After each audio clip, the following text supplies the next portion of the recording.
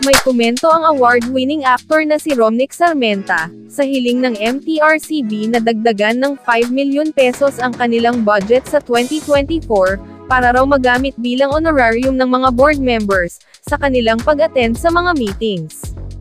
Humiling nga ang Movie and Television Review and Classification Board ng dagdag na mahigit 5 na milyong piso budget para umano sa honorarium ng bawat board member na dumadalo sa bawat meeting ng ahensya.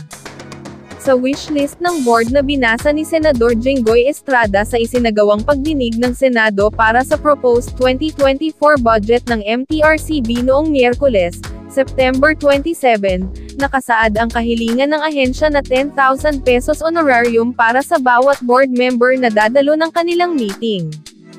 Mayroon umanong 30 board members ang MTRCB.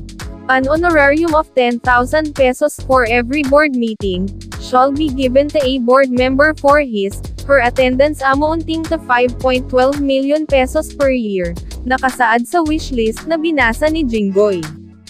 Ayon kay MTRCB Chair Lala Soto, isang beses sa isang buwan nagsasagawa ang ahensya ng board meeting. Bukod pa umano rito ang kanilang special board meetings. We conduct our board meetings on a monthly basis, once a month, with 30 board members. But we also have special board meetings at times, ani Lala. Samantala, humiling din ang board ng 19 milyon pesos para sa developmental activities ng MTRCB.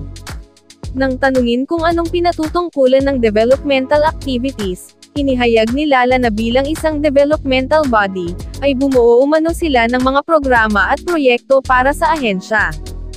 We have the new campaign of the MTRCB, which is the Responsibleng Panonood campaign, wherein we involve the parents, equipping and empowering them to be able to be responsible for the viewing habits of their children, paliwanag ni Lala. We will be coming up with parent partnership programs. We will be going around the country to train them, conducting seminars, trainings, fora, webinars.